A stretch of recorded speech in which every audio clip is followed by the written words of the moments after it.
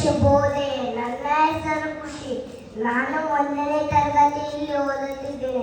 ಇಂದು ನಾನು ಸ್ವಾತಂತ್ರ್ಯ ದಿನಾಚರಣೆ ಬಗ್ಗೆ ಮಾತನಾಡಲು ಬಯಸ್ತೇನೆ.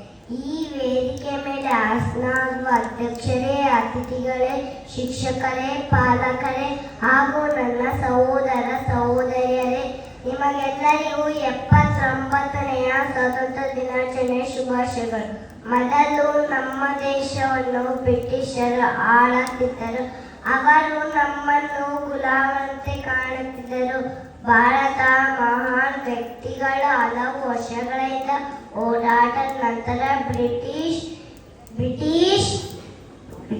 ಆಡಳಿತದಿಂದ ಆಗಸ್ಟ್ 15, 1947ರಂದು ನಮಗೆ ಸ್ವಾತಂತ್ರ್ಯ ಸಿಕ್ಕಿತು.